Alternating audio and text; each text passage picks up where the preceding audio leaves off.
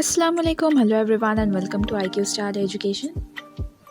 Welcome to the another part of our chapter metallurgy. हमने metallurgy का chapter start किया था और ये उसका फोर्थ पार्ट है वीडियो का। बाकी के 3 पार्ट आप जाके देख सकते हैं। I will be putting the link in the description box along with science 1 and science 2 playlist link. इन दोनों के भी लिंक मैं आपको डिस्क्रिप्शन बॉक्स में प्रोवाइड कर दूंगी, so you can go and check them out. ये मेटालर्जी चैप्टर को हम यहाँ पे कंटिन्यू करके उसका ये फोर्थ पार्ट होगा। तो एक बार हम देख लेते हैं हमने कौन कौन से टॉपिक्स को कवर कर लिया था। तो पहले तो हमने फिजिकल प्रॉपर्टीज को स्टडी किया था for both metals and non metals. फिर हमने उसके केमिकल प्रॉपर्टीज स्टडी कर लिए थे। बेसिकली हमने उसके रिएक्शंस देख लिए थे, दोनों भी मेटल्स एंड नॉन मेटल्स के, जो कि बहुत ज़्यादा इंपॉर्टेंट थे in exam point of view. Then ionic compound क्या है, उसके प्रॉपर्टीज क्या है, जो कि हमेशा एग्जाम्स में पूछे जाते हैं, वो भी हमने स्टडी किया था। देन इलेक्ट्रोलाइट्स क्या होता है, हमने उसे एक एग्जाम्पल एक एक्सपेरिमेंट के थ्रू स्टडी किया था।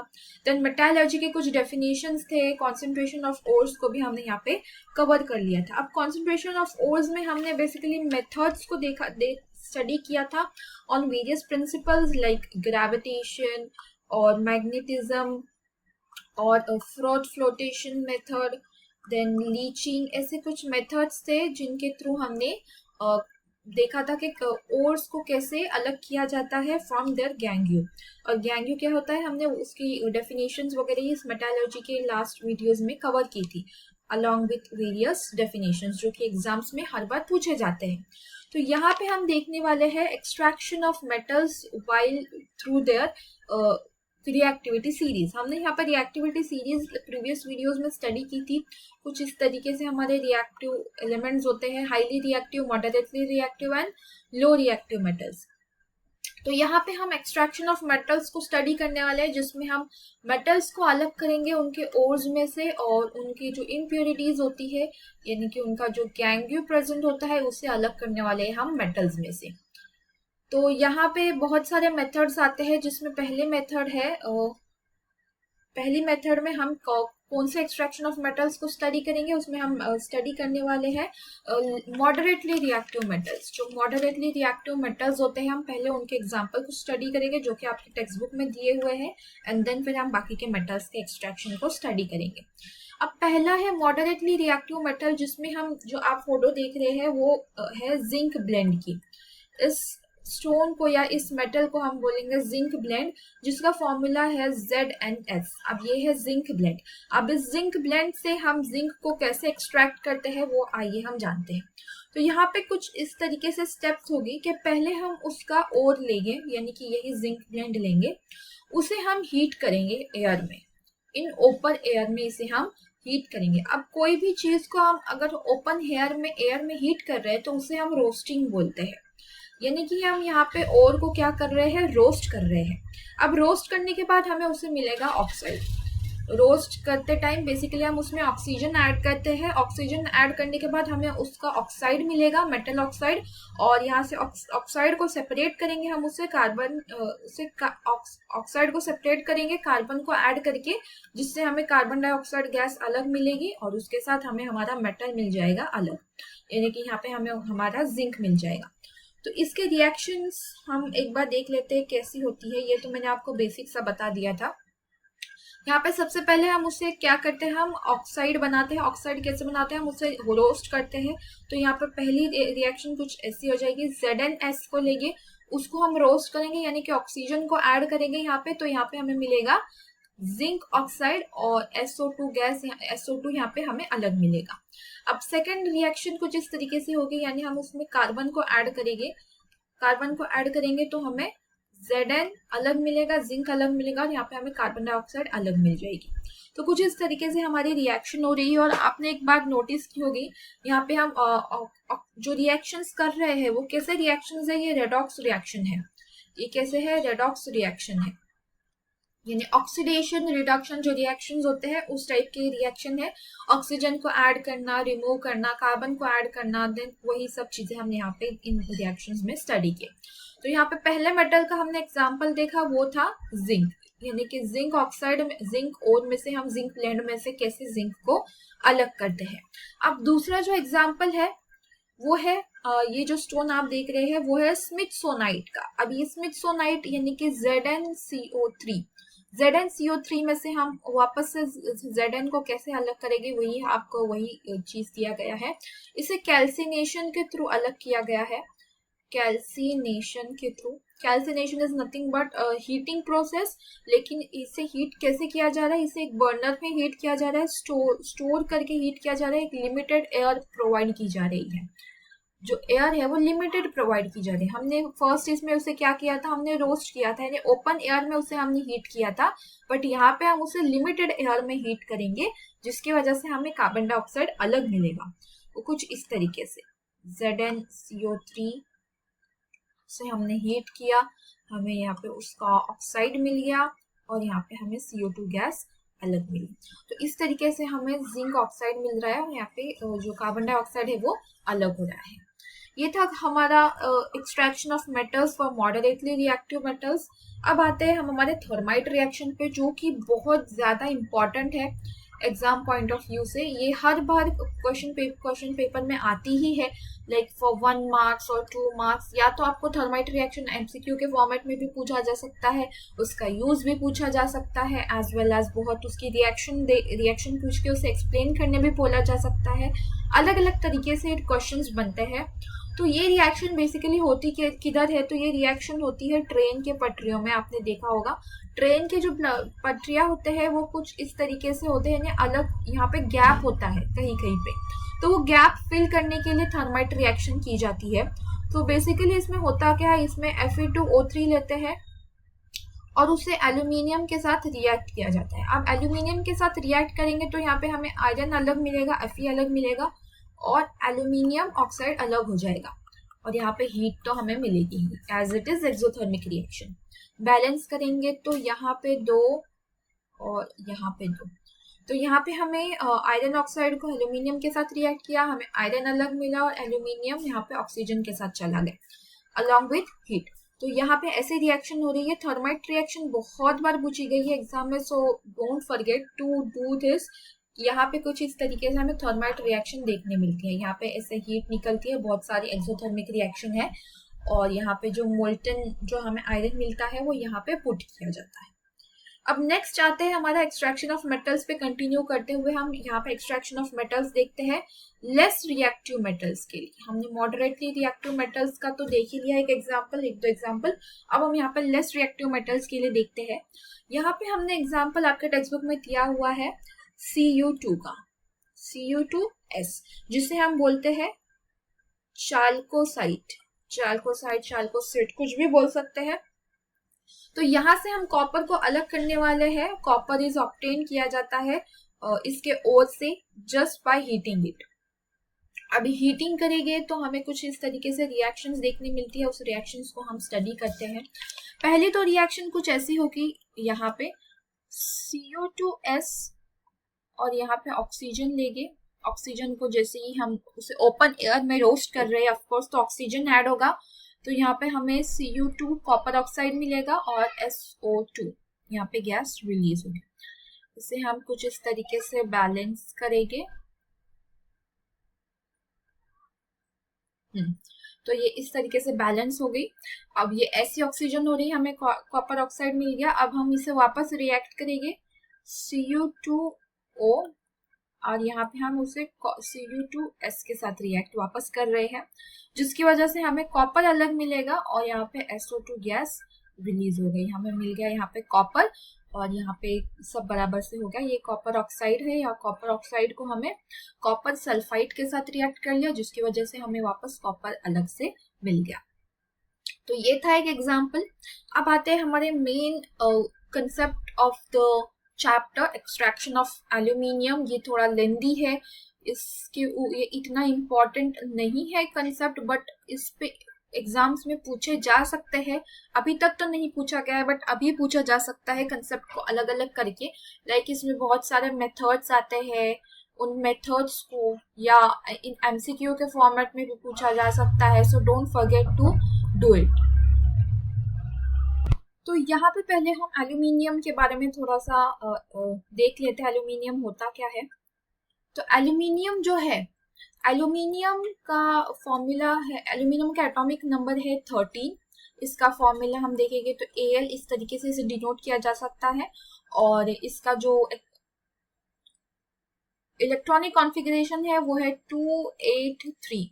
अब ये स्टेबल होने के लिए 3 इलेक्ट्रॉन्स यहाँ पर डोनेट करता है, जिसकी वजह से इसके ऊपर +3 का चार्ज आता है और इसका इलेक्ट्रॉनिक कॉन्फ़िगरेशन हो जाता है 2 and 8। तो ये हो गया एल्यूमिनियम का। अब ये जो इमेज आप देख रहे हैं वो है बॉक्साइट की। अब बॉक्साइट से आपको याद आया होगा, हमने जो लीचिंग का प्रोसेस को स्टडी किया था इन आवर लास्ट वीडियो। तो लीचिंग के प्रोसेस में हमने बॉक्साइट को स्टडी किया था, बॉक्साइट को कैसे एक सॉल्यूशन में रखा जाता है for long period of time, and after some time वो क्या हो जाता है, डिसॉल्व हो जाता है एंड गैंगियो हमारा अलग हो जाता है। तो यहाँ पे बॉक्साइट को ही हम लीच करने वाले हैं। बॉक्साइट का फॉर्मूला होता है Al2O3 point n number of H2O। n number of H2O यानी कि ये वैरी करता है कितने नंबर ऑफ वाटर मॉलिक्यूल्स हमारे रहेंगे, हर टाइम ये वैरी करता है।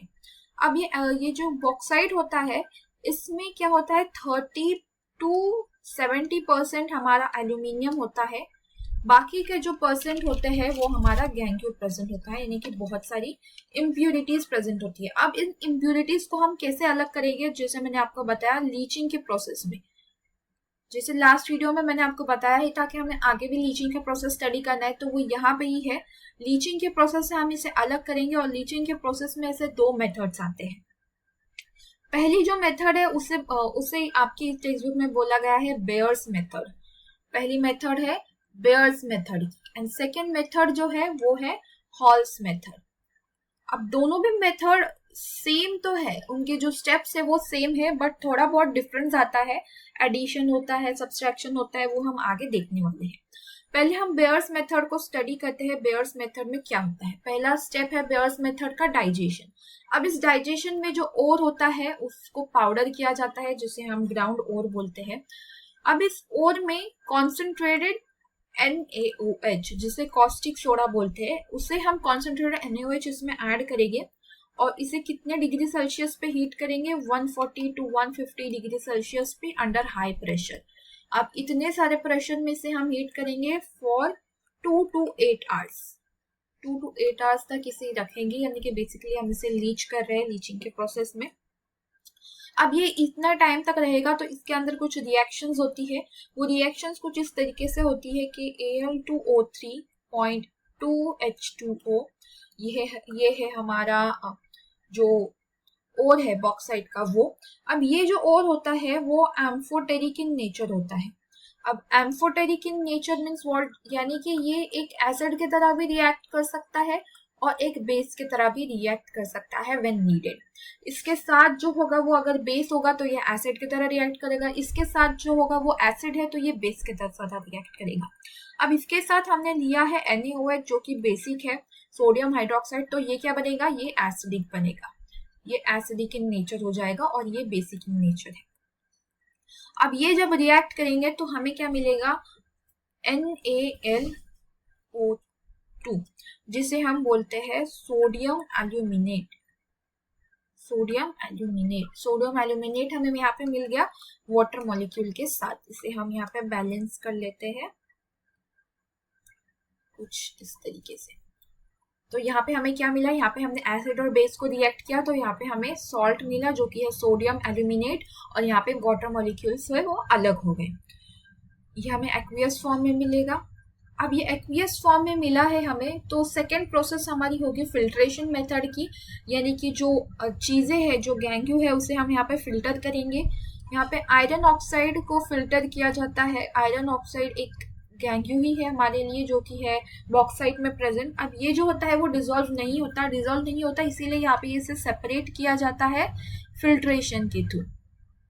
यहाँ पे सेपरेट किया जाता है फिल्ट्रेशन के थ्रू। अब यहाँ पे ये फिल्टर हो गया। अब हमारा थर्ड स्टेप आता है प्रेसिपिटेशन का। अब हमें जो मिला है सोडियम एल्यूमिनेट, उसे हमें प्रेसिपिटेट करना है, और प्रेसिपिटेट कुछ इस तरीके से होगा कि हम जो एक्वियस जो हमें NaLO2 मिला है उसे हम डाइल्यूट करेंगे और उसे कूल डाउन करेंगे। 50 डिग्री सेल्सियस तक लेके आइए, जो हमने उसे हीट किया था कुछ 140 to 150 डिग्री सेल्सियस पे अंडर हाई प्रेशर। अब उसे हम 50 डिग्री सेल्सियस तक कूल डाउन करेंगे तो उसका हमें पीपीटी मिलेगा। अब उसका रिएक्शन कुछ इस तरीके से होता है दैट NaLO2 यहाँ पे NaOH के साथ फिर से रिएक्ट कर रहा है और यहाँ पे हमें प्रोडक्ट में क्या मिलेगा, NaOH, और यहाँ पे एल्यूमिनियम हाइड्रोक्साइड अलग हो जाएगा, उसका पीपीटी मिलेगा हमें। एल्यूमिनियम हाइड्रोक्स का पीपीटी मिलेगा और यहाँ पे NaOH अलग हो गया। तो यहाँ पे हमें उसे डाइल्यूट कर दिया, उसका पीपीटी फॉर्म हो गया। अब नेक्स्ट स्टेप होगी हमारी कैल्सिनेशन, ये लास्ट होगी। अब इस कैल्सिनेशन में बेसिकली इसे हीट ही किया जा रहा है, but under high temperature nearly for about 1000 degree Celsius पे इसे हीट किया जाता है और इसकी रिएक्शन कुछ इस तरीके से होती है। एल्यूमिनियम हाइड्रोक्साइड, इसे हम 1000 डिग्री सेल्सियस पे हीट करेंगे तो हमें मिलेगा Al2O3 और यहाँ पे वाटर मॉलिक्यूल्स यहाँ पे अलग हो जाएंगे। यहाँ पे मिला हमें एल्यूमिना। तो आपने एक बात नोटिस की होगी, जब हमने स्टार्टिंग में भी Al2O3 से ही स्टार्ट किया था और अभी भी हमें Al2O3 ही मिला है, बट जो हमारे स्टार्टिंग में Al2O3 मिला था वो कैसा था, वो था इम्प्योर था, यानी कि उसमें बहुत सारा गैंग्यू प्रेजेंट था। बट यहाँ पे जो हमें मिला है एल्यूमिना, वो प्योर फॉर्म में है, उसके प्योरेस्ट फॉर्म में है, उसमें कोई भी इम्प्योरिटी प्रेजेंट नहीं है। तो ये था हमारा एल्यूमिनिया का रिएक्शन। अब ये हम देखते हैं हॉल्स मेथड। इसका एक बार हम रिवीजन कर लेते हैं। पहला स्टेप 1 था हमारा डाइजेशन का, जिसमें हमने NaOH से इसे रिएक्ट किया था। देन सेकेंड स्टेप उसका प्यूरिफिकेशन था, दैट इज फिल्ट्रेशन, क्लैरिफिकेशन, जो भी नाम दे आपको चलेगा। इसमें हमने अलग किया था आयरन ऑक्साइड को। थर्ड स्टेप है हमारा पीपीटी यानी कि प्रेसिपिटेशन। यहाँ पे उसे हमने वापस से NaOH के साथ रिएक्ट कर लिया, डाइल्यूट कर लिया, तो यहाँ पे उसका हमें क्या मिला, यहाँ पे मिला हमें एल्यूमिनियम हाइड्रोक्साइड। एल्यूमिनियम हाइड्रोक्साइड के ये ऐसे स्टोन टाइप के चीज़ें मिले। अब फोर्थ स्टेप में हमें उसे कैल्सिनेशन किया, यानी कि बहुत हीट किया nearly for about 1000 degree Celsius, और हमें उसका यहाँ पे Al2O3 मिल गया जो कि हमारे प्योरेस्ट फॉर्म में था। तो ये था हमारा बेयर्स मेथड। अब आते हैं हम हॉल्स मेथड पे। Halls method is almost similar. इसके जो 4 स्टेप थे, पहला था हमारा डाइजेशन, देन सेकेंड था हमारा फिल्ट्रेशन, देन थर्ड स्टेप था हमारा precipitation, and fourth last but not the least calcination. ये स्टेप इसके सिमिलर ही रहेंगे, बट हमने जो बेयर्स मेथड में डाइजेशन के प्रोसेस में क्या ऐड किया था, कॉस्टिक सोडा यानी कि NaOH ऐड किया था, बट यहाँ पे हॉल्स मेथड में हम इसका क्या करेंगे, इसे हम एक्वियस Na2CO3 से रिएक्ट करेंगे, सोडियम कार्बोनेट यहाँ पे ऐड करेंगे इंस्टेड ऑफ NaOH। अब सोडियम कार्बोनेट ऐड करेंगे ओर में, एंड वही सब प्रोसेस होगा। यहाँ पे फिल्ट्रेशन करेंगे, बट फिल्ट्रेशन के बाद यहाँ पे एक छोटी सी स्टेप आती है जिसमें हम उसे न्यूट्रलाइज करते हैं CO2 को पास करके। CO2 उसमें से पास करते हैं और जिसकी वजह से वो क्या हो जा रहा है, न्यूट्रलाइज हो रहा है। फर्स्ट डाइजेशन हो गया, फिल्टर हो गया, यहाँ पे न्यूट्रलाइजेशन हो गया, देन पीपीटी फॉर्म होगा, एंड वही हमें OH थ्राइस मिलेगा, एल्यूमिनियम हाइड्रोक्साइड मिलेगा, एंड देन कैल्सिनेशन से हमें वही प्रोडक्ट मिलेगा Al2O3 प्योर फॉर्म में। तो ये था हमारा हॉल्स मेथड, एल्यूमिना मिल जाएगा।